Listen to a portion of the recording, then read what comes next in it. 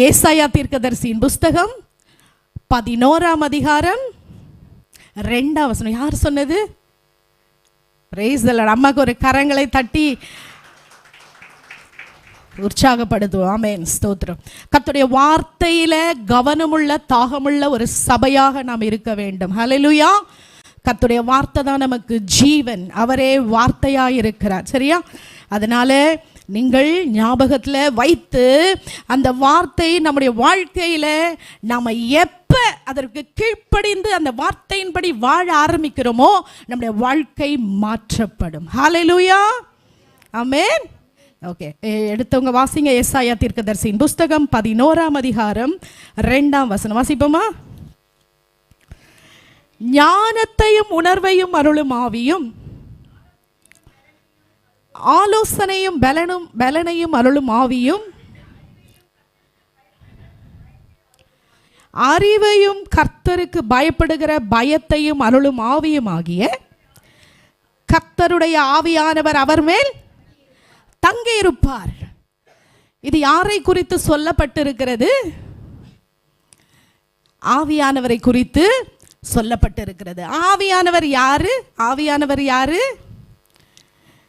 திரியேக தேவன். அதாவது நாம் ஆராதிக்கிற தேவன் 3 விதங்களில செயல்படுகிறவர். யார் யாரா செயல்படுவார்? 1 பிதா, 2வது குமாரன், 3வது பரிசுத்த ஆவியானவர்.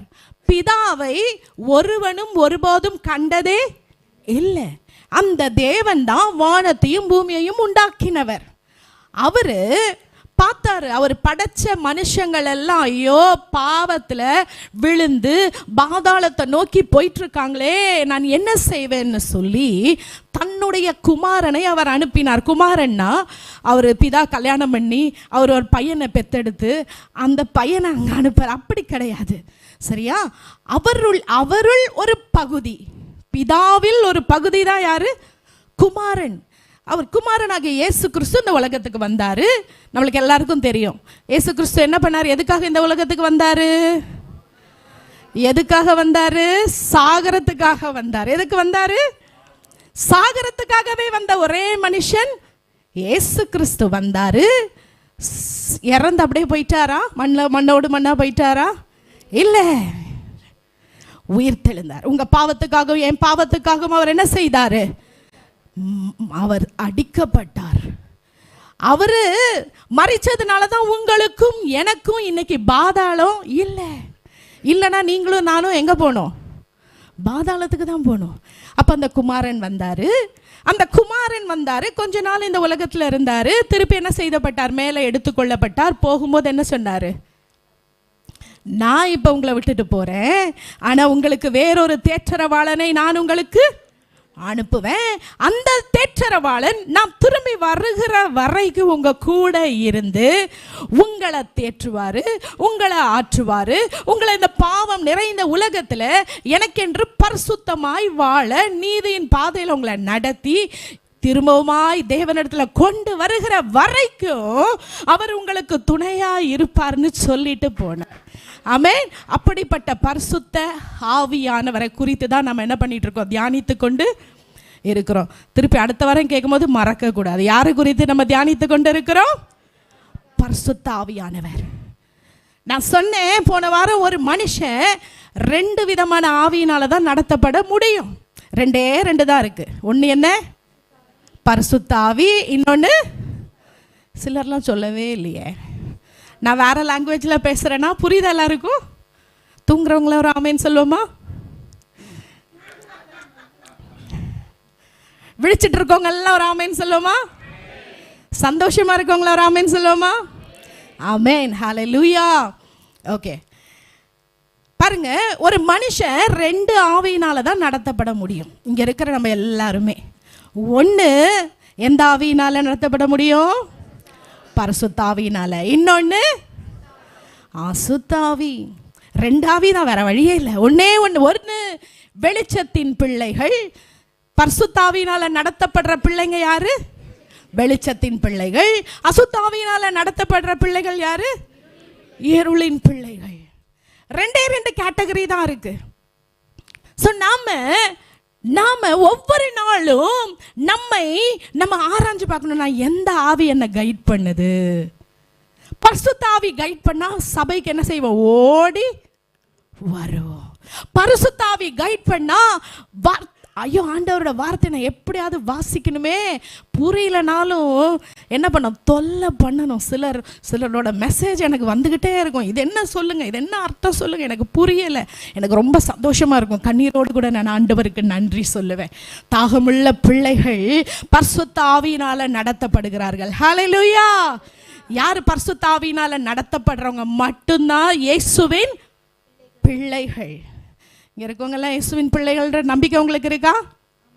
ஆமென், ஆமென். ஓகே, அப்போ பாருங்க, இந்த மூணாவது நம்ம பார்த்த பரிசுத்த ஆவியானவர் நம்முடைய வாழ்க்கையில வந்துட்டாரு, இருக்கிறாரு அப்படின்னா நாம எப்படி இருப்போம், என்னெல்லாம் நம்முடைய வாழ்க்கையில நிரம்பி இருக்கும் அப்படின்னு இந்த வசனத்துல நம்ம பார்க்கிறோம். என்னென்ன? நம்பர் 1 என்னன்னு பாருங்க, ஞானம். ஆவியானவர் நம்ம வாழ்க்கையில இருந்தாருன்னா முதலாவது நம்ம எப்படி இருப்போம்? ஞானம் உள்ளவர்களா இருப்போம். எல்லாரும் பேசணும், சரியா? அப்போதான் உங்களுக்கு புரியுதா புரியலையா? இல்லைன்னா நீங்களும் என்ன பார்ப்பீங்க, நான் பாட்டு கத்திட்டு இருப்பேன். ஓகே, ஸோ முதலாவது ஆவியானவர் நம்மளை நிரப்பி இருந்தாருன்னா முதலாவது நம்ம எப்படி இருப்போம்? ஞானம் உள்ளவர்களா இருப்போம். ரெண்டாவது உணர்வுள்ளவர்களா இருப்போம். எப்படி இருப்போம்? உணர்வுள்ளவர்களா இருப்போம். உணர்வுனா ஒவ்வொரு வாரமும் ஒன்று தியானிக்க போகிறோம் டீட்டெயிலாக. மூணாவது எப்படி இருப்போம்? ஆலோசனை. ஆவியானவர் நம்மளுக்கு எப்படி என்ன கொடுப்பாரு? கவுன்சிலராக இருப்பார், ஆலோசனை கொடுப்பாரு. அடுத்தது பலனை தருவார். அடுத்தது அறிவுள்ளவர்களாக இருப்போம். அடுத்தது தேவ பயம் நமக்கு இருக்கும். அப்புறம் ஆவியானவர் நம்ம மேலே என்ன பண்ணுவார்? தங்கி இருப்பார். ஹல்லேலூயா. 7 காரியங்கள். இப்போ போன வாரம் நம்மளுக்கு விசேஷ பிரசங்கியா இருந்தாங்க. அதுக்கு முந்தின வாரம் நம்ம எதை குறித்து தியானிச்சோம்? ஆவியானவர் நம்ம மேல தங்கி இருப்பார். ஆவியானவர் நம்ம மேல தங்கி இருந்தா நம்முடைய வாழ்க்கை எப்படி இருக்கும் என்பதை நாம என்ன செய்தோம்? கவனித்தோம்.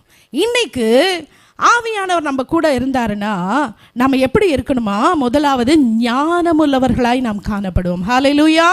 ஸோ இன்னைக்கு செய்தியின் தலைப்பு வாக்கிங் இன் காட்லி விஸ்டம். கர்த்தருடைய தெய்வீக ஞானத்தில் நாம் எப்படி பிரயாணம் செய்கிறது, சரியா? எல்லாரும் கேள்விப்பட்டிருக்கீங்களா? அடிக்கடி ஆண்டவரே ஞானம் கொடுங்க, ஞானமாக இருக்கணும், தெய்வீக ஞானம். கேள்விப்பட்டிருக்கீங்களா? ஓகே, ஸோ தெய்வீக ஞானம் என்பது என்ன? ஆண்டவர் கொடுக்கிற தெய்வீக ஞானம் என்பது என்ன அப்படின்னா, godly wisdom is the ability to see in God's perspective and act accordingly. அதாவது ஆண்டவர் ஒரு மனுஷனுடைய வாழ்க்கையை எப்படி நடத்த போகிறார், அவர் என்ன அதில் வைத்திருக்கிறார் என்று அறிந்து அவருடைய இஷ்டப்படி செயல்படுறது தான் தெய்வீக ஞானம், சரியா? ஸோ உங்களுக்கு கொஞ்சம் நான் விளக்கமாக சொல்லணும்னு நான் நினைக்கிறேன், ஈஸியாக புரிஞ்சுக்கிறதுக்கு. ஏன்னா இந்த தெய்வீக ஞானம் நம்முடைய வாழ்க்கையில் இல்லாததுனால தான் நிறைய காரியங்கள் தாறுமாறாக தப்பாக என்ன செய்யுது போகுது, சரியா? யாராவது சின்ன குழந்தைங்க இருக்காங்களா இங்கே? அபி இருக்காங்களா? ஆர்எஃப் இருக்காங்களா? உள்ளே இருக்காங்களா? உள்ளையா? ஓகே, ஒரு சின்ன குழந்தையில அபியை கூட தூக்கிட்டு வாங்களேன். ஓகே, நான் உங்களுக்கு ஜஸ்ட் ஈஸியாக புரிகிறதுக்காக நான் சொல்ல விரும்புகிறேன், சரியா? ஸோ இன்னொரு ரெபேக்கா வாங்க கொஞ்சம். தெய்வீக ஞானம் அப்படின்னா என்ன அப்படின்றத நான் உங்களுக்கு சொல்ல விரும்புகிறேன். இங்கே வாங்க கேமரா முன்னாடி. ஓகே, இப்போ பாருங்க, இது என்னது என் கையில் இருக்கிறது? என்னது? என்வலப் இல்லையா? இது என்னது? என்வலப். ஓகே, இப்போ இந்த என்வலப்பை அபி ஓகே, நான் ஆர்எஃப் கையில், ஓகே அபி கையில் இதை கொடுக்குறேன் பாருங்க. பாருங்க, அவங்க என்ன செய்யறாங்க பாருங்க, என்ன செய்யறாங்க, வாயில வைக்கிறாங்க. ஸோ அவங்களோட பெர்ஸ்பெக்டிவ்ல இந்த கவர் எதுக்கு, எதுக்கு? இப்போ அவங்களோட வயசு, அவங்களோட ஏஜ், அவங்க என்ன கிடைச்சாலும் வாயில வைக்கிறது, அதை கசக்கிறது தான் அவங்களுடைய பெர்ஸ்பெக்டிவ், அவங்களுடைய நோக்கம். புரியுதா? இப்போ இதே கவரை, ஓகே கொடுங்கடா செல்லும், போச்சு போச்சு.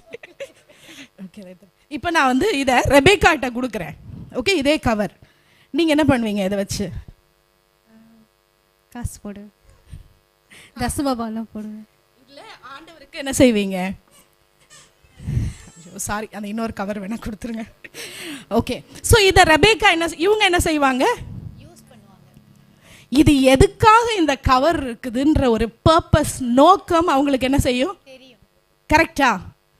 இவங்க என்ன செஞ்சாங்க? இதே கவரை அவங்களுடைய பெர்ஸ்பெக்டிவ்ல இதை அவங்க யூஸ் பண்ணாங்க. ஆனால் இந்த கவரை இவங்க கிட்ட கொடுக்கும்போது, தேங்க்யூ தேங்க்யூ, ஓகே, அவங்களுக்கு ஒரு கரம் தட்டு கொடுப்போமா? வினோ போய் பேபி தூக்கிட்டு வந்தாங்க. ஓகே, ஸோ பாருங்க, இந்த பொருள் இது கவர் இல்லையா? இதே போல இதுக்கு பதிலாக நீங்களும் நானும், ஆண்டவர் நம்மளை என்ன செஞ்சிருக்காரு? ஒரு நோக்கத்தோட செஞ்சு என்ன செஞ்சிருக்கிறாரு? உருவாக்கி இருக்கிறாரு. இதில் ரெண்டு விதமான இதுக்கு ரெண்டு விதமான நோக்கம் இருக்கு. ஒன்று, என் உடம்பு, என் வாழ்க்கை, என் பணம், என் இஷ்டம், என் விருப்பம் அப்படின்னு சொல்லி எப்படி அபிட்ட கொடுத்தோடனே அது வாயில் வச்சுச்சோ, நம்ம நோக்கத்துக்கு வாழ்கிறதுக்கு பேர் தான் உலக ஞானம். புரியுதா? இதே உருவாக்கப்பட்ட நாம உருவாக்கின நோக்கத்தை உருவாக்கினவர் இடத்துல அர்ப்பணித்து, நீர் எதுக்கு என்ன உருவாக்குனீரோ அதன்படி என்னை நீங்கள் பிரயோஜனப்படுத்துங்க, என்னை நடத்துங்கன்னு சொல்லி அவர்கிட்ட நம்மை உருவாக்கின, உங்களையும் என்னையும் உருவாக்கின தகப்பன் கிட்ட நம்மளை அர்ப்பணிக்கிறது தான் தெய்வீக ஞானம். ஆமேன். எத்தனை பேருக்கு புரிஞ்சுது? புரிஞ்சவங்களை கருத்து ஒரு ஆமேன் சொல்லுவோமா? ஆமேன். ஓகே, இப்போ ரெண்டு வகையான ஞானத்தை பார்த்தோம். ஒன்று என்னது? உலக ஞானம். ரெண்டாவது தெய்வீக ஞானம். உலக ஞானத்தில் இன்னைக்கு நம்ம எல்லாருமே மோஸ்ட்லி 99% ஜனங்கள், கிறிஸ்தவர்கள் கூட, நான் சொன்னது போல என்னோட பணம், என் உடம்பு என்னோடது, எல்லாம் என்னோடது, என் இஷ்டப்படி என் வாழ்க்கையை நான் வாழ, நான் அனுபவிக்க வேண்டும் அப்படின்னு சொல்லி நம்ம நினைச்சதை செஞ்சு நம்முடைய மனமும் மாம்சமும் விரும்பினபடி வாழ்ந்து, எப்படி இந்த குட்டி பாப்பா இதை கசக்கி இன்னும் கொஞ்ச நேரம் கொடுத்துருந்தோம்னா என்ன பண்ணியிருக்கோம்? எச்செல்லாம் ஊறி இது யூஸ் இல்லாமல் இருந்திருக்கும். ஆமாம் தானே? அதே போல் நம்ம என்ன செய்கிறோம்? தெய்வீக ஞானத்துக்கு நம்மளை அர்ப்பணிக்காம, உலக ஞானத்துக்கு, நம்முடைய மாம்சத்தின் ஞானத்துக்கு நம்மை அர்ப்பணித்து நம்முடைய வாழ்க்கையை கசக்கி, நம்முடைய வாழ்க்கையை உண்டாக்கப்பட்ட உருவாக்கப்பட்ட நோக்கத்தை மறந்து, கசக்கப்பட்ட இந்த தாள் எங்கே போகும்? எங்கே போகும்? சிலர்லாம் சொல்லலை. எங்கே போகும்? அது எப்போ தெரியும் தெரியுமா? கடைசியில் நம் கண்களை மூடும் போது, என் வாழ்க்கையில் நான் என்னத்தை சாதிச்சேன், என் வாழ்க்கையில் நான் என்ன பண்ணேன், என் வாழ்க்கையில் நான் என்னத்தை கொண்டு போகிறேன். எனக்கு பிரியமான தேவ பிள்ளையே, தெய்வீக ஞானத்துக்கு நம்மை நாம் அர்ப்பணித்தாள், நம்மை உண்டாக்கினவரின் கரத்தில் அவருடைய பெர்ஸ்பெக்டிவ் படி நம்முடைய வாழ்க்கையை நம்ம அர்ப்பணிக்கும் போது, எதுக்காக அவர் இதை உருவாக்கினாரோ அந்த நோக்கத்தை நம்மை கொண்டு நிறைவேற்றுவார். புரிஞ்சவங்க எல்லாம் கவித்து ஒரு ஆமேன் சொல்லுவோமா? ஹல்லேலூயா, ஆமேன். இவ்வளவு நாள் உங்கள் வாழ்க்கை எப்படி போச்சு அதை பற்றி கவலைப்படாதீங்க. பக்கத்தில் படித்து சொல்லுங்கள், இவ்வளோ இது வரைக்கும் எப்படி இருந்ததோ அதை பற்றி கவலைப்படாதீங்க. சொல்லுங்கள். ஆண்டவர் இன்றைக்கு எதற்காக நம்மளை இங்கே கொண்டு வந்திருக்கிறாருன்னா, ஆண்டவர் இனிமே நம்மை படைத்த நோக்கத்தை நிறைவேற்ற போகிறார். ஹல்லேலூயா, ஹல்லேலூயா. ஒரு புதிய திருப்பத்தை நம்முடைய வாழ்க்கையில கர்த்தர் கொண்டு வர அவர் உண்மையுள்ளவராயிருக்கிறார். ஆமென். பாருங்க, இன்னைக்கு நம்ம எதை குறித்து தியானிக்க போறோம் சொல்லுங்க? எதை குறித்து தியானிக்க போறோம்? தெய்வீக ஞானம். இந்த தெய்வீக ஞானம் என்பது எவ்வளவு முக்கியம்னு வேதம் சொல்லுது. வாசிப்போமா? நீதிமொழிகள் 4ஆம் அதிகாரம் 7ஆம் வசனம். எடுத்தவங்க வாசிங்க. நீதிமொழிகள். ஞானமே முக்கியம், ஞானமே முக்கியம். ஞானத்தை சம்பாதி, ஞானத்தை சம்பாதி. எண்ணத்தை சம்பாதித்தாலும், எண்ணத்தை சம்பாதித்தாலும் புத்தியை சம்பாதித்துக்கொள், புத்தியை சம்பாதித்துக்கொள். 8. நீ அதை மேன்மைப்படுத்து, நீ அதை மேன்மைப்படுத்து, அது உன்னை மேன்மைப்படுத்தும், அது உன்னை மேன்மைப்படுத்தும். நீ அதை கழுவி கொண்டால், நீ அதை தழுவி கொண்டால், அது உன்னை கனம் பண்ணும், அது உன்னை கனம் பண்ணும். 9ஆம் வசனம் எல்லாம் சேர்ந்து வாசிப்போமா? அது உன் தலைக்கு அலங்காரமான முடியை கொடுக்கும், அது மகிமையான கிரீடத்தை உனக்கு சூட்டும், உனக்கு சூட்டும். பாருங்க, இந்த தெய்வீக ஞானத்தை தேடு, அதை தேடுன்னு திரும்ப திரும்ப. ஏன்னா அதனுடைய இம்பார்ட்டன்ஸ் என்னன்னு இந்த சாலமோன் ஞானி தெரிஞ்சிருந்ததுனால தான் ஆண்டவர் அவர்கிட்ட கேட்கும்போது, உனக்கு என்னப்பா வேணும், உனக்கு என்ன வேணுமோ நீ கேளு. உண்மையாகவே என்ன கேட்டிருந்தா நான் என்ன கேட்டிருப்பேன்? ஆண்டவரே, எனக்கு ஒரு காடி கொடுங்கப்பா ஊழியம் செய்ய, எனக்கு இது கொடுங்க ஆண்டவரே, இது கொடுங்க நான் கேட்டிருப்பேன். ஆனால் இந்த சாலமோன் ஏன் தெரியும் என்ன கேட்டாரு? அவர் என்ன கேட்டாரு? எனக்கு ஞானம் கொடுங்க ஆண்டவரே. ஏன்னா அந்த ஞானம் எவ்வளவு முக்கியம் என்பதை அவர் என்ன செஞ்சிருந்தாரு? அறிஞ்சதுனால தான் நீதிமொழிகளை திரும்ப திரும்ப சொல்றாரு. ஞானமே முக்கியம், அதை விட்டுறாத, அதன் மேல பிரியமாயிரு, அது உன்னை காத்துக்கொள்ளும், அது நீ அதை மேன்மைப்படுத்து, அது உன்னை என்ன செய்ய மேன்மைப்படுத்தும், அது உன் தலைக்கு அலங்காரமான கிரீடமாய் இருக்கும். நம்ம தெய்வீக ஞானம் ஞானம் ஞானம் இவ்வளோ பேசுறோம்ல. இந்த தெய்வீக ஞானத்தின் எங்க இருந்து இந்த தெய்வீக ஞானம் நமக்கு கிடைக்கும் சொல்லுங்க பாப்போம்? எங்க இருந்து நம்மளுக்கு தெய்வீக ஞானம் கிடைக்கும்? Source of godly wisdom. எங்க சோர்ஸ் எங்க இருந்து கிடைக்கும்? யாக்கோபு 1ஆம் அதிகாரம் 5ஆம் வசனம் எடுத்து வாசிப்போமா? யாக்கோபு 1ஆம் அதிகாரம் 5ஆம் வசனம் எல்லாரும் சேர்ந்து வாசிக்க போறோம். சேர்ந்து வாசிப்போமா? உங்களில் ஒருவன் ஞானத்தில் குறைவுள்ளவனாயிருந்தால், உங்களில் ஒருவன் ஞானத்தில் குறைவுள்ளவனாயிருந்தால், யாவருக்கும் சம்பூரணமாய் கொடுக்கிறவரும் ஒருவரையும் கடிந்து கொள்ளாதவருமாகிய தேவனிடத்தில் கேட்க கடவன். அப்பொழுது அவனுக்கு கொடுக்கப்படும். உண்மையாகவே இந்த தெய்வீக ஞானம் எனக்கு வேணும் ஆண்டவரே. அநேக காரியங்களில் நான் ஞானம் இல்லாமல் நடக்கிறதுனால எப்போ எதை செய்யணும், எப்போ என்ன பேசணும், யாருக்கிட்ட நான் பழகணும், எந்த நேரத்தில் எதை செய்யணும், இதெல்லாமே எனக்கு தெரியலையே ஆண்டவரே, எனக்கு உம்முடைய ஞானத்தை தாரும் என்று சொல்லி ஆண்டவர்கிட்ட கேட்கணுமா? அப்போ நம்ம கேட்கும்போது அங்கே என்ன சொல்லப்பட்டிருக்கு? யாரு குறைவாக இருந்தாலும் ஞானத்தை கேட்கும்போது அங்கே ஆண்டவர் என்ன செய்கிறாரா? சம்பூரணமாய் தருகிறார். சம்பூரணனா என்னது? பரிபூர்ணமா, ஃபுல்லா. கர்த்தருடைய வேதம் இது பொய் சொல்லாது. ஆமென். ஸோ யார் எங்கள் அம்மா ஒவ்வொரு முறையும் ஸ்கூலுக்கு போகும்போதெல்லாம் இதில் கை வச்சு இந்த வசனத்தை சொல்லி சொல்லி சொல்லி சொல்லி அவங்க ஜெபிக்க சொல்லிட்டு இந்த வசனத்தை சொல்லி சொல்லி சொல்லி எங்கள் அம்மா ஜெபிப்பாங்க. ஒருவன் ஞானத்தில் குறைவில்லை இருந்தால் என்னிடத்தில் கேட்க கடவன், அவனுக்கு சம்பூர்ணமாய் கொடுப்பேன். அப்போது இந்த ஞானத்துடைய உறைவிடம் யாரு? ஆண்டவர் தான். ஒருவேளை நம்ம சில வேளைகளில் அப்படியே டக்குன்னு வாயில வந்துடும் பேசிடுறோம். இந்த வார்த்தையை மட்டும் நான் சொல்லாமல் இருந்தால் இவ்வளோ பெரிய பிரச்சனை வந்திருக்கவே, இதை மட்டும் நான் செய்யாமல் இருந்திருந்தா இன்னைக்கு நான் இப்படி இருந்திருக்கவே. ஒரு சின்ன விஷயம், இதை நான் அந்த நேரத்தில் செய்யாததுனால இவ்வளோ பெரிய ஒரு ஆப்பர்ச்சுனிட்டியை நான் இழந்து போயிட்டேன் அப்படின்னு நம்முடைய வாழ்க்கையில் ஞானத்தின் குறைவுனால நம்ம ஒரு வேளை நான் ஞானத்தில் குறைவாக இருக்கிறேன்னு இருந்தோம்னா ஆண்டவர் சொல்கிறாரு, என்னிடத்தில் கேளு, நான் யாரையும் கடிந்து கொள்ள மாட்டேன். சில வேளைகளில் பெற்றோர்கள் கூட பிள்ளைங்கிட்ட, அறிவே இல்லை உனக்கு, கொஞ்சமாவது அறிவு இருக்கா? ஆனால் ஆண்டவர்கிட்ட நம்ம கேட்கும்போது அவர் எப்படி கொடுக்குற, அவர் என்ன செய்வாரா? ஒருபோதும் நம்மளை என்ன செய்ய மாட்டார், கடிந்து கொள்ளவே. உனக்கு அறிவு இல்லை, உனக்கு புத்தி இல்லை, உனக்கு கொஞ்சம் அறிவே இல்லாமல் இருக்கலாம் சொல்லவே மாட்டார். நம்ம அவர்கிட்ட கேட்கும்போது அவர் பரிபூர்ணமாய் நமக்கு தருகிற தேவனாக இருக்கிறார். ஹல்லேலூயா! இந்த தெய்வீக ஞானம் நம்மிடத்தில் வரும் பொழுது அது நம்மை சரியான டிசிஷன்ஸ், நம்ம வாழ்க்கையில் சரியான தீர்மானங்களை எடுக்க நமக்கு என்ன செய்யும்? இந்த ஞானமானது உதவி செய்யும். தெய்வீக ஞானம் இல்லாததுனால தான் அநேக வாலிப பிள்ளைகள் போய் தவறான பாதையில, தவறான வழியில போய் விழுந்து தங்களுடைய வாழ்க்கையை சீரழித்து கொண்டிருக்கிறார்கள்.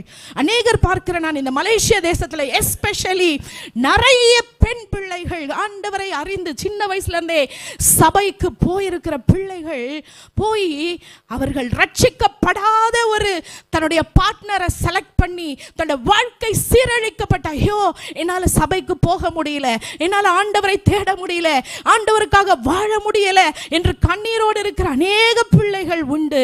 அவளை நினைத்து நான் பரிதாபப்படுவதுண்டு. எனக்கு பிரியமான தேவ பிள்ளைகளே, இந்த தெய்வீக ஞானம் ரொம்ப ரொம்ப ரொம்ப ரொம்ப முக்கியம். விசேஷமாக பெண்களுக்கு குடும்பத்தின் அஸ்திபாரத்தை, குடும்பத்தை, பிள்ளைகளை கர்த்தருக்குள்ள வளர்த்தெடுக்க, தன் கணவனையும் குடும்பத்தையும் கர்த்தருக்குள்ளாய் கொண்டு வர இந்த தெய்வீக ஞானம் ரொம்ப ரொம்ப முக்கியம். குடும்ப தலைவர்களுக்கு ஆண்டவர் என்னை நம்பி கொடுத்த இந்த குடும்பத்தை நான் கர்த்தருக்குள்ளாய் வளர்க்க வேண்டும், கர்த்தருக்குள்ளாய் கொண்டு வர வேண்டும். இந்த ஞானம் ஒவ்வொரு தகப்பன்மார்களுக்கும் ரொம்ப ரொம்ப முக்கியம்.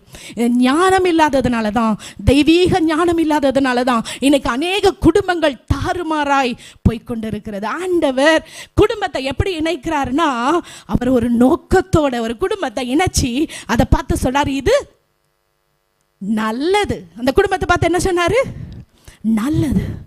இன்னைக்கு நல்லதுன்னு அவர் இணைச்ச குடும்பம் ஐயோ அப்படின்னு பார்த்து சொல்றதுக்கு காரணம் என்னன்னா, ஞானம் இல்லாமல் நம்ம செய்கிற சில காரியங்கள்.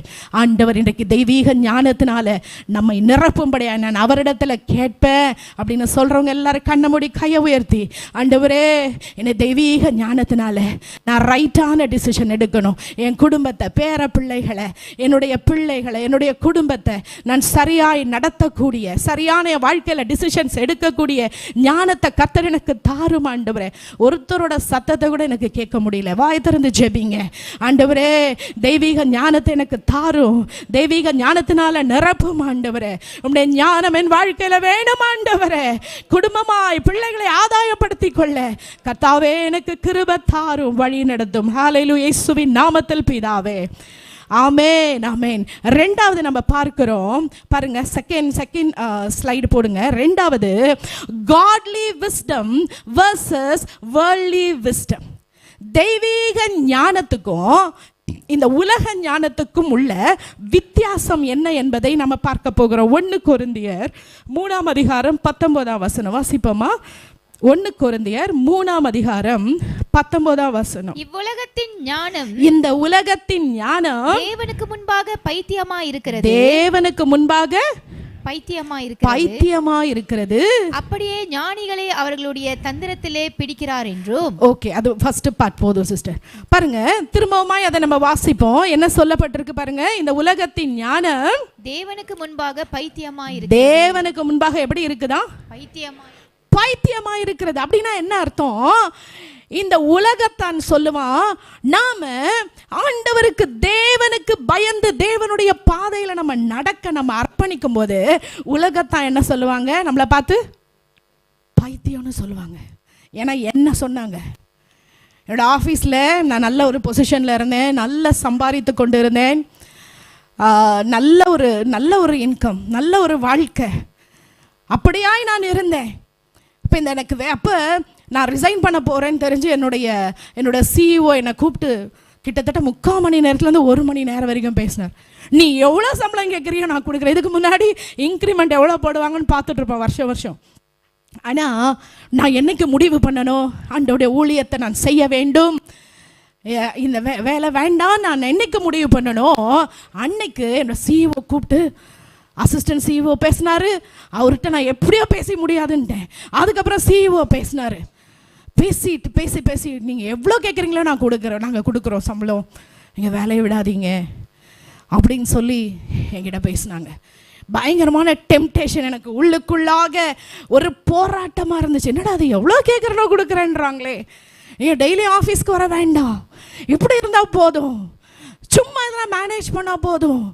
பிசாசானவன் அதிகமாக என்னோட அப்போ நான் அவங்ககிட்ட சொன்னேன், இல்லை மினிஸ்ட்ரி, அவங்க சொன்னாங்க, அவங்க பின்னாடி பேசினாங்க, சரியான பைத்தியம் இந்த பொண்ணு, பைத்தியங்கத்தையும் பிடிச்சிருச்சா இவங்களுக்கு, வருமானத்தை விட்டுட்டு போய் ஊழியம் செய்ய போகிறாங்க சொல்லி. ஈவன் என்னுடைய சில உறவினர்கள், தூரத்து உறவினர்கள் கூட, நீ யோசிச்சு தான் முடிவெடுக்கிறியா, நல்லா யோசிச்சியா, 3 பெண் பிள்ளைகளை வைத்திருக்கிறியே, இன்னும் அந்த பிள்ளைங்கள்லாம் நீ இன்னும் ஒன்றுமே கரை சேர்க்கல, இனிமே தான் நீ எல்லாமே பண்ணணும், இனிமே தான் அவங்க ஹையர் ஸ்டடீஸ்லாம் போவாங்க, யோசிச்சு தான் நீ பண்ணுறியா, திரும்ப என்னிடத்துல கேள்வி கேட்டாங்க.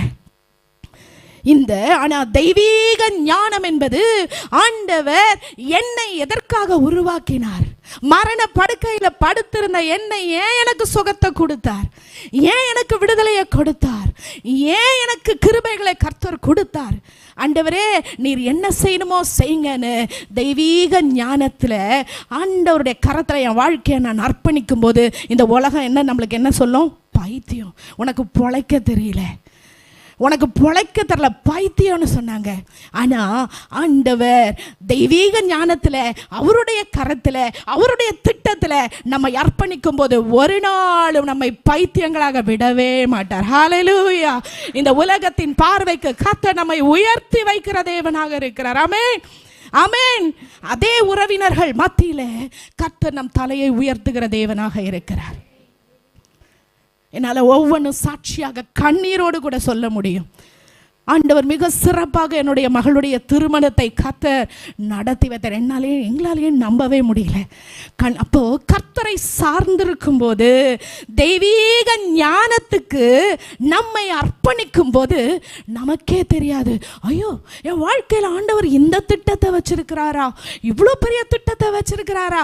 நான் நினைச்சேனே, நான் ஏதோ ஒரு வீட்டுக்குள்ள உட்கார்ந்துருக்கேன், ஏதோ எனக்காக பொழைச்சிட்டு இருக்கேன், நான் வாழ்ந்துட்டு இருக்கேன், நான் நினைச்சிட்டு இருந்தேனே, ஆனால் என் வாழ்க்கையை ஆண்டவர் இப்படி நடத்துறாரேன்னு நாம் ஆச்சரியப்படுகிற தக்க வண்ணமாக கர்த்தர் நம்முடைய வாழ்க்கையை ஆசீர்வதிக்கிற தேவனாக அவர் இருக்கிறார். ஹல்லேலூயா, ஹல்லேலூயா. ஒரு பிசினஸ்மேன் இருந்தாராம். அந்த பிசினஸ்மேன் பார்ட்னர்ஸ் எல்லாம் என்ன பண்ணுவாங்களாம், அவருக்கு வர வருமானத்தில் டாக்ஸ் கட்டாமல் இருக்கிறதுக்கு என்னென்ன தில்லுமுள்ளு வேலை பண்ணணுமோ பண்ணுவாங்களாம்.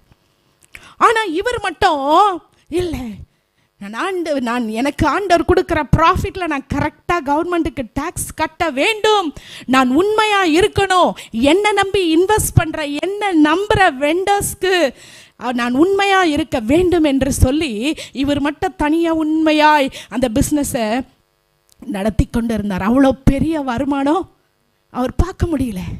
ஆனால் கூட இருந்தவங்கெல்லாம் நல்ல அதை வாங்கினாங்க, வேன் வாங்கினாங்க, கார் வாங்கினாங்க, நல்ல சுகபோகமாக இருந்தாங்க. இவரை பார்த்து சிரிச்சாங்க, இவரை பார்த்து கேலி பண்ணாங்க, நீ எல்லாம் பிஸ்னஸ் பண்ண லாய்க்கே இல்லை, உனக்கு சம்பாதிக்க தெரில, உனக்கு என்னத்தில் பிழைக்க தெரில அப்படின்னு சொல்லி இவளை கிண்டலும் கேலியுமாக. ஆனால் இவள் கர்த்தருக்கு உண்மையாக அவர் இருந்தபோது நாட்கள் நகர்ந்து போனது.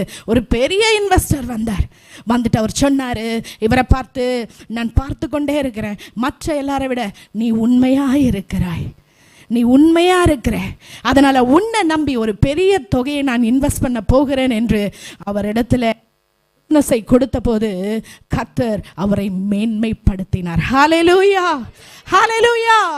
இந்த உலக ஞானத்துக்கு ஒப்பு கொடுக்கிற பிள்ளைங்களுக்கு வேணா ஒரு குயிக்கா ஒரு சக்சஸ் இருக்கிறது போல இருக்கும், அப்படியே அவங்க ஆசீர்வாதமா இருக்கிறது போல இருக்கும்.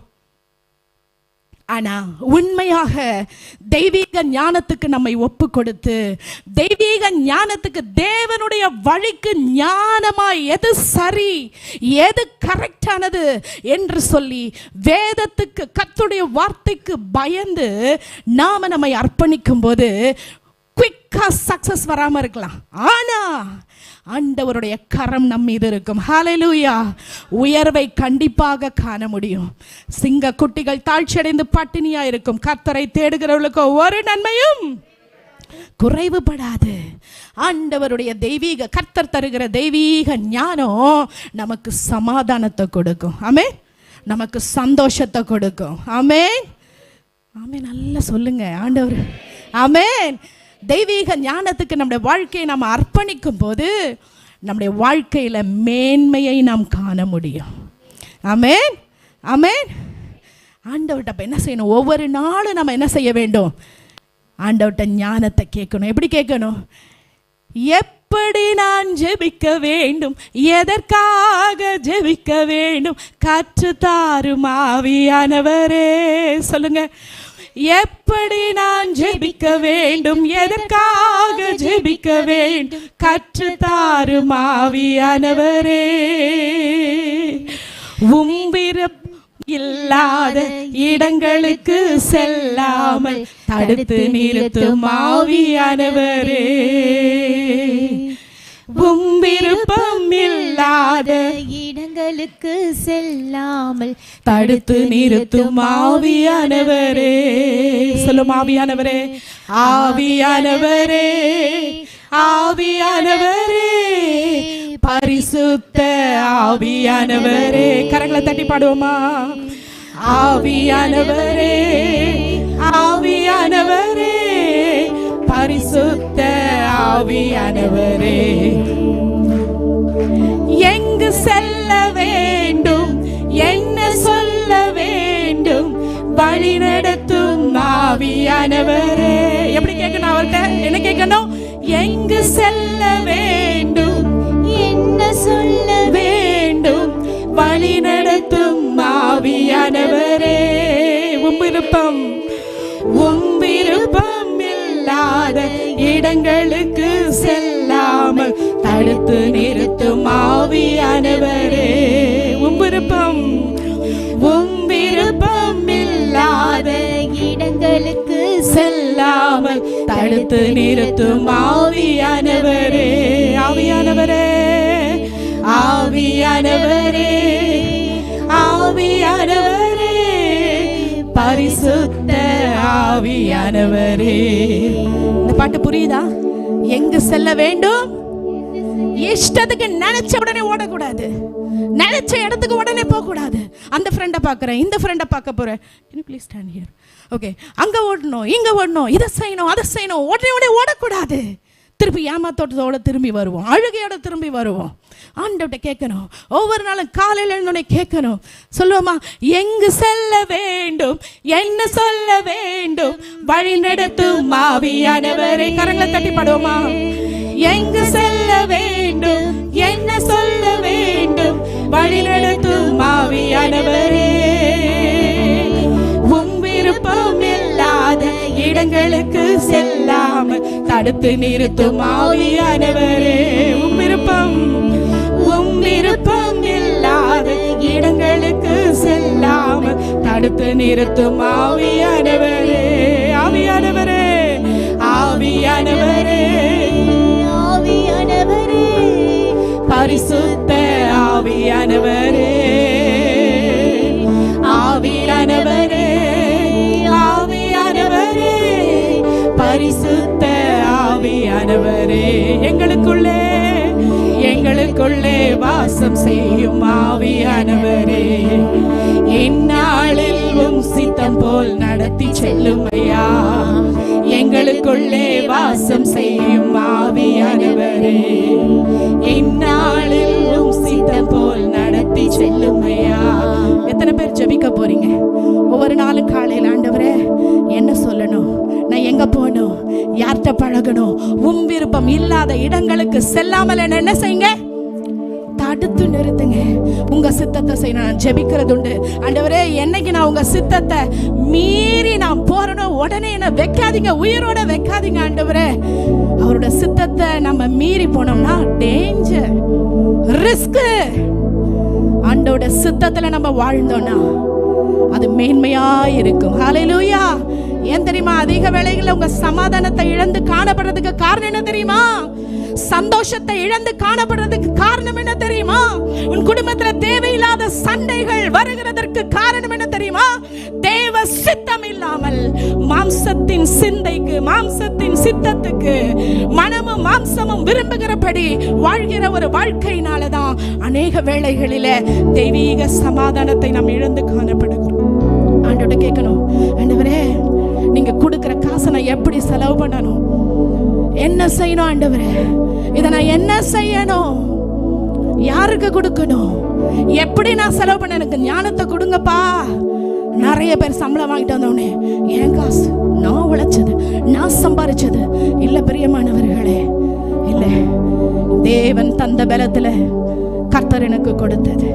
ஆண்டவர்கிட்ட கேட்கணும், ஆண்டவரே நீங்க என்ன நம்பி கொடுத்துருக்கீங்க, எனக்கு பலத்தை கொடுத்தீங்க, ஒரு மாசம் ஃபுல்லா பலம் கொடுத்தீங்க, இதுல நான் என்ன செய்யணும்ப்பா? எப்படி செலவு செய்யணும்? உங்களுடைய காரியத்துக்கு நான் என்ன செய்யணும்? நான் சாட்சியா சொல்ல முடியும். இந்த ஊழியம் ஆரம்பித்ததில் இருந்து இந்த சபையை அதிகமாய் தாங்குகிறவர்கள் நிறைய பேர் வேலை இல்லாதவங்க, நிறைய பேர் வேலைக்கு போகாதவங்க, நிறைய பேர் வருமானம் இல்லாதவர்கள், வயதானவர்கள். தங்களுக்கு வருகிற கொஞ்சத்திலும் இந்த ஊழியத்தை தாங்கி கொண்டு இருக்கிறார்கள். ஏன் இதை நான் சொல்றேன்னா, இதுதான் தெய்வீக ஞானம். தெய்வீக ஞானம் என்பது எதுல நான் இன்வெஸ்ட் பண்ணணும்? கஷ்டப்படுகிறவர்களுக்கு, உண்மையாக திக்கற்றவர்களுக்கு கொடுக்கிறது, உதவி செய்வது, தேவனுடைய ராஜ்யத்துல விதைக்கிறது. இதுதான் தெய்வீக ஞானம். தேவையில்லாமல் நேரத்தை சோஷியல் மீடியாலையும் அநேக நேரத்தை கர்த்தருக்கு பிரியமில்லாத காரியங்களில் செலவு பண்ணி மனதை கரைப்படுத்தி, எண்ணங்களை கரைப்படுத்தி, இந்த உலகத்தின் பிடிக்கு போயிட்டு மனுஷன் பின்னாடி, மனுஷனுடைய அன்புக்காக தேடி ஓடி போய் கடைசியில் யாரு பின்னாடி உளுந்து உளுந்து உயிரை கொடுத்து ஓடுறோமோ அவங்க தான் எட்டி மிதிப்பாங்க. அன்னைக்கு தான் தெரியும், ஐயோ இது உண்மை இல்லையே, எனக்கு பிரியமான தேவ பிள்ளையே. தெய்வீக ஞானத்துக்கு, உலகத்தின் ஞானம் அல்ல, தெய்வீக ஞானத்துக்கு நம்முடைய வாழ்க்கையை அர்ப்பணிக்க வேண்டும். கடைசியாக ஒரு வசனத்தை நாம் வாசித்து முடிப்போம். இந்த தெய்வீக ஞானம் என்ற வாழ்க்கையில சரியாய் முடிவெடுக்க நம்மை வழி நடத்தும். நீதிமொழிகள் 3ஆம் அதிகாரம் 5ஆம் வசனம் வாசிப்போமா? நீதிமொழிகள் 3:5. உன் சுயபுத்தியின் மேல் சாயாமல், எல்லாரும் சேர்ந்து வாசிப்போம். உன் சுயபுத்தியின் மேல் சாயாமல், உன் முழு இருதயத்தோடும், முழு இருதயத்தோடும் கர்த்தரில் நம்பிக்கையாயிருந்து, கர்த்தரில் நம்பிக்கையாயிருந்து, உன் வழிகளெல்லாம் அவரை நினைத்துக்கொள், உன் வழிகளிலெல்லாம் அவரை நினைத்துக்கொள். அப்பொழுது அவர் உன் பாதைகளை செவைப்படுத்துவார். அப்பொழுது அவர் உன் பாதைகளை செவைப்படுத்துவார். இந்த வசனத்தை கொஞ்சம் ப்ரொஜெக்ட் பண்றீங்களா? எல்லாரும் சேர்ந்து நம்ம வாசிப்போம். ரொம்ப முக்கியமான வசனம். சேர்ந்து வாசிக்கலாமா? இன்னொரு முறை. உன் சுயபுத்தியின் மேல் சாயாமல், பரவாயில்ல, சொல்லுங்க. உன் சுயபுத்தியின் மேல் சாயாமல், உன் முழு இருதயத்தோடும் கர்த்தரில் நம்பிக்கையாயிருந்து, உன் வழிகளெல்லாம் அவரை நினைத்துக்கொள். அப்பொழுது அவர் உன் பாதைகளை செவைப்படுத்துவார். ஃபர்ஸ்ட் நம்ம என்ன பார்த்தோம்? உன் சுயபுத்தியின் மேல் சாயாமல். உன் அப்படின்றத எடுத்துட்டு இப்ப என்ன போட போறோம்? என் சுயபுத்தியின் மேல நான் என்ன பண்ணக்கூடாது? சாயக்கூடாது. சுயபுத்தி சொல்லும், நீ இங்க போ, ஜாலியா இருக்கும், சர்ச்சுக்கு போகாத, ஏதாவது ஒன்று சொல்லு, தலைவலி, காய்ச்ச, வயிற்று வலி, ஏதாவது ஒன்று சொல்லு. உன்னை என்ன வீட்டில் வந்து செக்கப் பண்ண போறாங்க? சொல்லு. ரெஸ்ட் எடு, ஃபோன் பாரு, படம் பாரு, டிக்டாக் பாரு. இது எது சொல்லும்? சுயபுத்தி. வேதம் என்ன சொல்லுது பாருங்க? உன் சுயபுத்தியின் மேல் சாஞ்சிராத, உன் மனசு சொல்றத கேட்றாத. வேதம் சொல்லுது, ஆண்டோட வார்த்தை சொல்லுகிறது. சொல்லாம இப்ப நம்ம எல்லாரும் சேர்ந்து சொல்லாமா? என் சுயபுத்தியின் மேல் நான் சாயாமல், உன் முழு இருதயத்தோடும் கர்த்தரில் நம்பிக்கையாயிருந்து, கர்த்தரில் நான் என்ன செய்வேன்? எல்லாரும் சொல்லமா? என் சுயபுத்தியில சாயாம, சுயபுத்தியின் மேல் சாயாமல், என் முழு இருதயத்தோட, என் கர்த்தர் மேலில் நான் நம்பிக்கையா இருப்பேன். கர்த்தரின் மேல் நம்பிக்கையா இருப்பேன். இன்னும் சிலர்லாம் சொல்லல, கீழ்ப்படிங்க சொல்லுங்க. என் சுயபுத்தியின் மேல் நான் சாயாம, என் சுயபுத்தியின் மேல் நான் சாயாம, உணர்ந்து சொல்லுங்க, உணர்ந்து என் சுயபுத்தியின் மேல நான் சாயாம, என் சுயபுத்தியின் மேல் நான் சாயாம, என் முழு இருதயத்தோட, என் முழு இருதயத்தோடு என் கர்த்தர் பேரில் நான் நம்பிக்கையா இருப்பேன். கர்த்தர் பேரில் நான் நம்பிக்கையா இருப்பேன். ஆமென். ஆமென். அப்படி நம்ம வாழ ஆரம்பிச்சிட்டோம்னா நம்ம பாதைகள் எல்லாம் ஆண்டவர் சமப்படுத்துவார். ஹல்லேலூயா. நம்ம பாதையில் இருக்கிற கல் முள் எல்லாமே கிளியர் ஆகிடும். கிளீனாக இருக்கும் நம்ம பாதை. ஆண்டவர் கரத்தை பிடித்து வழி நடத்துவார். உன் வாழ்க்கையில கண்ணீருக்கு இடம் இருக்காது. இன்றைக்கு நான் சொல்லுகிறேன், பலிபீடத்திலிருந்து நான் சொல்லுகிறேன், சுயபுத்தியின் மேல சாயாம கர்த்தர் பேரில் நம்பிக்கையா இருந்து நம்மளோட வழிகள் எல்லாம் அவருடைய கரத்துல நம்ம ஒப்பு கொடுத்துட்டோம் அப்படின்னா கர்த்தர் நம்மை நடத்துவார். அவர் தூக்கி சுமப்பாருங்க, அவர் தோளின் மேல சுமப்பாருங்க. பிரச்சனை வரும், போராட்டம் வரும், அதெல்லாம் ஒண்ணுமே இருக்காது, ஒண்ணுமே இருக்காது. வியாதி வந்தாலும் சந்தோஷமா இருக்கும், பலவீனம் வந்தாலும் என் கர்த்தர் என்னோடு இருக்கிறார் என்ற மகிழ்ச்சியாய் நம்ம இருப்போம். ஜெயத்தின் மேல ஜெயத்தை நாம் காண முடியும். ஹல்லேலூயா. சத்ரு அழ வைக்க முடியாது. ஏன் தெரியுமா இன்னைக்கு அழுதுட்டு இருக்கோம்? அழுகையின் காரணம் என்ன தெரியுமா? சுயபுத்தியின் மேல நம்மளுக்கு பிடிச்சதை பிடிச்சிக்கிட்டே இருப்போம். அப்படியே உடம்பு கூட கொஞ்சம் விட்டுரும். நம்ம என்ன செய்வோம்? இது இல்லைன்னா நான் செத்தே போயிடுவேன், ஐயோ முடியாது. அப்ப அதுக்கு பேர் என்ன? சுயபுத்தியில நம்ம சாஞ்சிக்கிட்டு இருக்கோம். கர்த்தர் அதை விட பெஸ்டா வச்சிருப்பாரு. ஆனா நம்ம கண்ணை பிசாசு மறைச்சிருவான். ஆசீர்வாதத்தின் பாதைக்கு நேராக நம்ம கடந்து போகாம நாம ஆண்டவருடைய கரத்தில் நம்மளோட வாழ்க்கையை அர்ப்பணிக்கும் போது ஆண்டவர் நம்மை மேன்மைப்படுத்துவார். ஹல்லேலூயா. இன்னொரு முறை சொல்லிடலாமா? என் சுயபுத்தியின் மேல் நான் சாயாம, என் முழு இருதயத்தோடும் என் கர்த்தர் பேரில் நான் நம்பிக்கையா இருப்பேன். இதை மட்டும் உங்க வாழ்க்கையில நீங்க கீழ்ப்படிஞ்சு பாருங்க. கர்த்தருடைய சத்தத்துக்கு, வார்த்தைக்கு கீழ்ப்படிஞ்சு பாருங்க.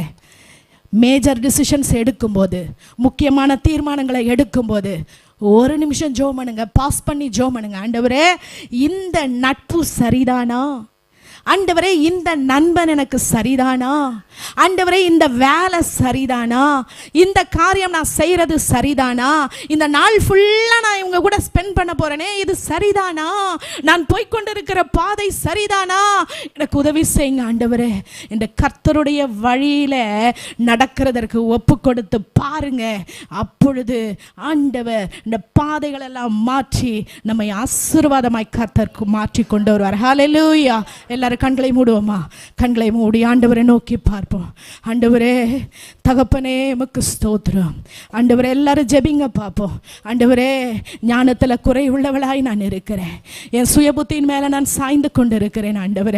ஆண்டவரே, எனக்கு என்ன விருப்பமோ, என் மனசு என்ன சொல்லுதோ அதன்படி நான் வாழ்ந்து வாழ்ந்து வாழ்ந்து ஆண்டவரே, என் வாழ்க்கையில கண்ணீர் தான் மிச்சம், என் பாதையில எனக்கு துக்கம் தான் மீதி. ஆண்டவரே அப்பா, என்னுடைய சமாதானத்தை இழந்து காணப்படுகிறேன், என் சந்தோஷத்தை இழந்து காணப்படுகிறேன். ஆண்டவரே, தெய்வீக ஞானம் என் வாழ்க்கையில வேணும். எல்லாரும் ஜெபம் பண்ணுவோமா? இது மிக முக்கியமான ஒரு நேரமா இருக்கிறது. எல்லாரும் கண்களை மூடி சீரியஸா, சின்சியரா ஜெபம் பண்ணுங்க. எனக்கு தெய்வீக ஞானம் வேணும்பா, என் பிள்ளைங்களை வழி நடத்த, உம்மை தேட எனக்கு ஞானம் வேணும்பா.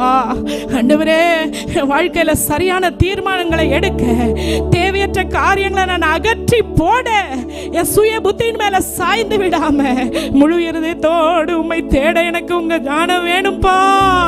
மதியீனமா பேசுறேன், மதியீனமா என் வாய்க்கு வந்ததுபடியெல்லாம் நான் பேசுறேன். ஆண்டவரே, உமக்கு பிரியமில்லாத நட்புகள் என் வாழ்க்கையில நிறைய இருக்குப்பா. அதனால என் வாழ்க்கையை பிசாசானவன் கெடுத்து கொண்டு இருக்கிறான் என்பதை அறியாமல் ஆண்டவரே நான் போகிறேன். என் அன்பு தேவ பிள்ளையே, வாழ்க்கையில ஆண்டவர் வைத்திருக்கிற திட்டங்கள் அது பெரியது. ஆண்டவர் வைத்திருக்கிற தீர்மானங்கள் அது பெரியது. சுய புத்தியில் இடம் கொடுக்காதே, உன் சுய இஷ்டத்திற்கு இடம் கொடுக்காதே. ஆண்டவர் உன்னோடு கூட பேசிக் கொண்டிருக்கிறார். ஆவியானவர் உன்னோடு கூட இடைப்பட்டு கொண்டிருக்கிறார், உன்னோடு கூட இடைப்பட்டு கொண்டிருக்கிறார். அன்பு மகனே, உன்னோடு கூட இடைப்பட்டு கொண்டிருக்கிறார். அவர் சத்தத்துக்கு செவி கொடு. ஹல்லேலூயா. ஏதோ இயேசுவின் வருகை மிக சமீபமா இருக்கிறது. இந்த உலகத்தின் முடிவு சமீபமாயிருக்கிறது. என்று வாழுகிறதற்கு இது சமயம் அல்ல. ஆண்டவரே எனக்கு உதவி செய்யும் ஆண்டவரே. ஹல்லேலூயா, ஹல்லேலூயா. நன்றி ஆண்டவரே, ஆண்டவரே உமக்கு நன்றி. ஹல்லேலூயா. என் பாதை எல்லாம் அந்தகாரம் சூழ்ந்தாலும் மறுவாழ்வு இல்லை என்றாலும் நான் நம்புவதற்கு ஒன்றுமில்லை என்றாலும் நம்புவேன் என் இயேசு ஒருவரை. நான் நம்புவதற்கு ஒன்றுமில்லை என்றாலும் நம்புவேன் என் இயேசு ஒருவரை.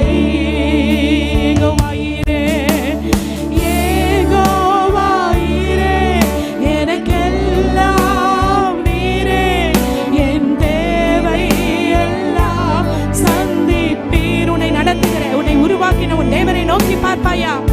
இது முக்கியமான ஒரு நேரம். உன்னை உண்டாக்கின தேவன் உன்னுடைய வாழ்க்கையின் நோக்கத்தை நிறைவேற்றும்படியாய் ஆண்டவரே என் காரியங்களை எல்லாம் நீர் பொறுப்பெடுத்து வழி நடத்தும் அப்பா. எல்லாரும் ஜெபிப்போமா?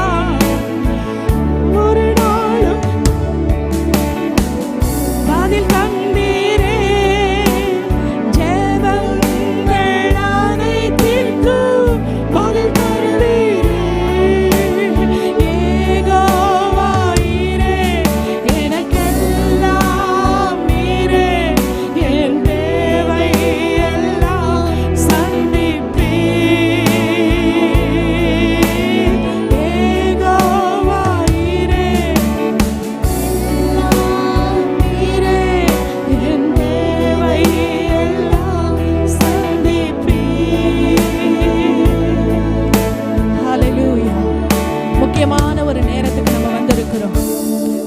நான் குறைவாய் இருக்கிறேன் ஆண்டவரே. எனக்கு ஞானம் தேவையப்பா, எனக்கு ஞானம் தேவை ஆண்டவரே. எனக்கு எப்படி வாழணும்னு தெரியலப்பா ஆண்டவரே. இஷ்டத்துக்கு வாழ்ந்து சின்னாபின்னமாய் என் வாழ்க்கை ஆண்டவரே சீர்குலைந்து இருக்கிறது ஆண்டவரே. அப்பா என் தேவையெல்லாம் நீரா இருக்கணும் ஆண்டவரே. எனக்கு ஒரு நல்ல வாழ்க்கை வேணும்ப்பா, எனக்கு சமாதானம் வேணும் ஆண்டவரே. ஆண்டவரே அப்பா எனக்கு விடுதலை வேணும்.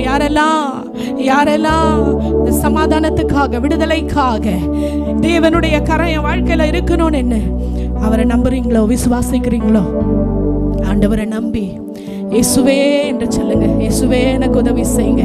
அவருடைய நாமம் மேலான நாமம். இயேசு என்ற நாமம் அன்புள்ள நாமம், ஒருவரையும் தள்ளாத நாமம் அது, ஒருவரையும் வெறுக்காத நாமம் அது, தன்னிடத்துல வந்தவரை புறம்பே தள்ளாத நாமம், வெறுமையாக கடிந்து கொள்ளாதவர் அவர். அவர் முழுவதுமாய் சம்பூர்ணமாய் உனக்கு கொடுக்கிறவர். எதுவுமே வேற எந்த ஒரு எதிர்பார்ப்பு அவர்கிட்ட இல்லை.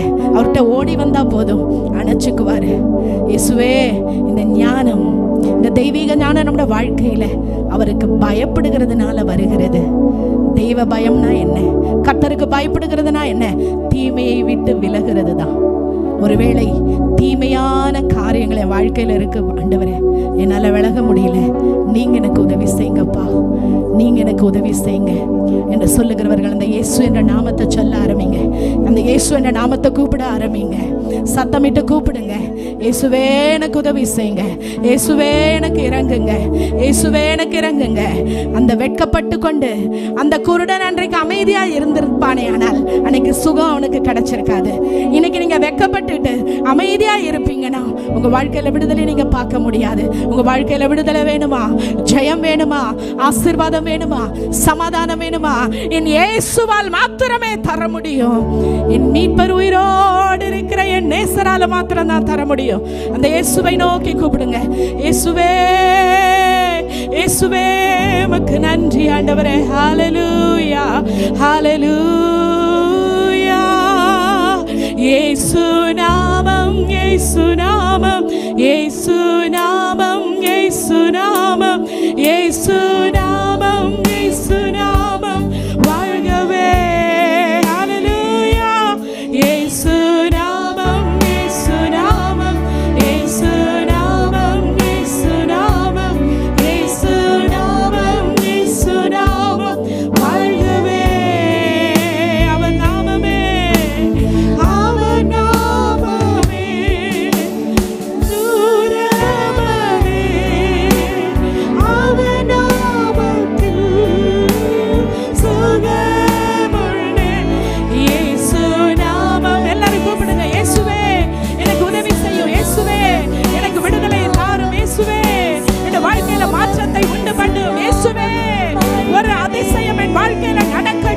ஒரு திருப்பம், ஆசீர்வதிக்கப்பட்ட ஒரு வாழ்க்கை. இயேசுவே உதவி செய்யும். தாவீதின் குமாரனே,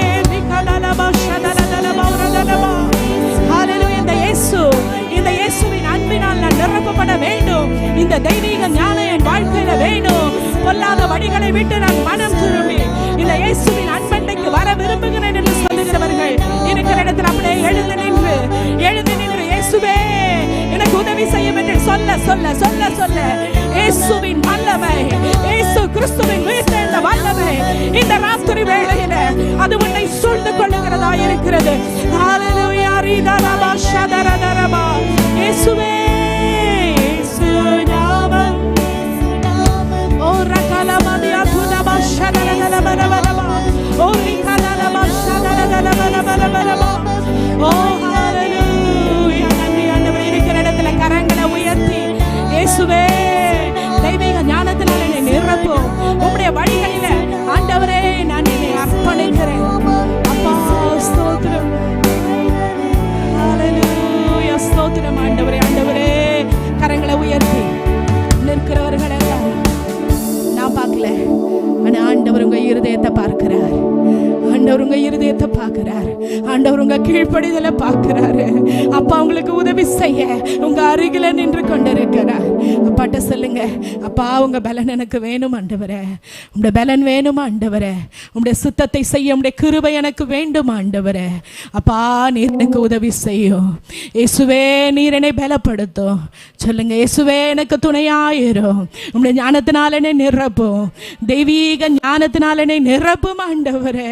உம்முடைய கிருபையினால என்னை நிரப்பும் ஆண்டவரே. இனி நான் என் வாழ்நாளை நான் வீணடிக்க விரும்பவில்லை ஆண்டவரே. இந்த உலக ஞானத்துக்கு நான் ஒப்பு கொடுக்க மாட்டேன். என் சுய இஷ்டத்தின்படி நான் சாய மாட்டேன் ஆண்டவரே. உம்முடைய வழிகளில் நடக்க என்னை நான் அர்ப்பணிக்கிறேன் ஆண்டவரே. அப்பா உம்முடைய பலத்த கரத்துக்குள்ள என்னை அர்ப்பணிக்கிறோம் ஆண்டவரே. எழுந்து நிற்கிற ஒவ்வொரு பிள்ளைகளை கர்த்தர் பலப்படுத்துவீராக, ஆசீர்வதிப்பீராக, வழி நடத்துவீராக. துதி கன மகிமையா உமக்கு செலுத்தி இயேசுவின் நாமத்தில் ஜெபிக்கிறோம் ஜீவனுள்ள நல்ல பிதாவே. ஆமென், ஆமென்.